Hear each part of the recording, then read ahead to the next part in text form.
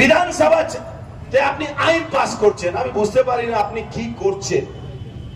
সীমিত জ্ঞান যাদের থাকবে তারা ভালো করে জানে বিধানসভা দিয়ে এই আইনটা আগেই বলা আছে যেখানে ফাঁসি হবে, কিন্তু 10 দিনের মধ্যে ফাঁসি দিতে গেলে দিদিমণি আপনি রাইফেল নিয়ে নামুন, আমিও আপনার সঙ্গে থাকবো, আপনিও দুটো গুলি মারবেন, আমিও গুলি মার, সেই যে পাপী যদি যার নাম আসবে ক্ষমতা আছে আপনি করতে পারবেন না। আপনি মিথ্যা কথা বলেন, আপনি সবসময় মানুষের আন্দোলনটাকে ঘুরিয়ে দেওয়ার চেষ্টা করেন।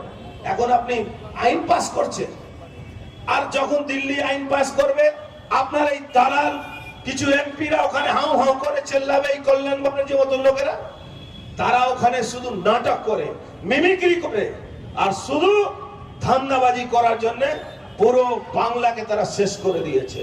আপনার ভাইপো বলছে গুলি মেরে দেব, আপনি বলছেন ফাঁসি দিয়ে দেব, ক্ষমতা নেই আপনার।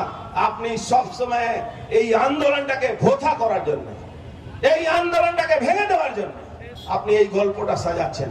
আপনি যদি সত্যি কথা বলেন দিদিমণি, তাহলে আপনি বলুন আপনি কাকে বাঁচাবার চেষ্টা করছেন। আপনি বলতে পারবেন না, আপনি বলুন আপনি আন্দোলন করলে খুব ভালো, মানুষ আন্দোলন করলে খুব খারাপ।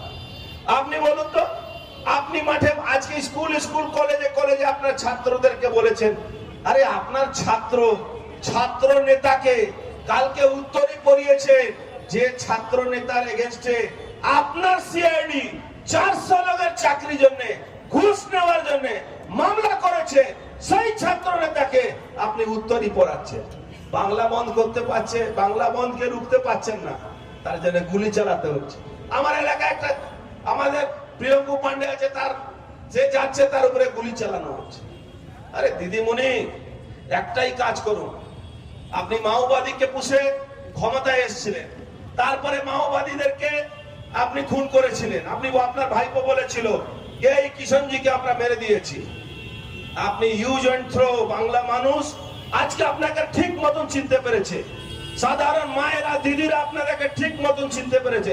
আরে এই মেয়ে সেই মেয়ে না যে 2021 সালে স্লোগান দিয়ে আইপ্যাকের টাকা খরচ করে মাদের বোনদেরকে বিভ্রান্ত করেছিল, বাংলার মেয়েকেই চাই। আরে এই বাংলার ওই মেয়ে নয় যে একটা সময় লড়াই করেছিল।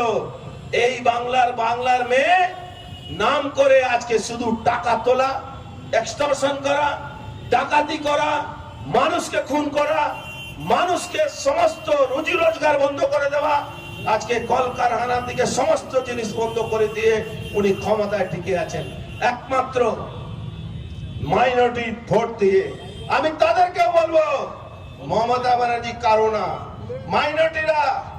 আপনি কি ভাবছেন মমতা ব্যানার্জি ভোট কিছুদিন আগে কি বললেন, সব রাস্তা পরিষ্কার করে দিতে হবে। যখনই মাইনরিটিরা লাফিয়ে বেড়ালো সেটা বন্ধ হয়ে গেল। এখন কোথায় রাস্তা পরিষ্কার?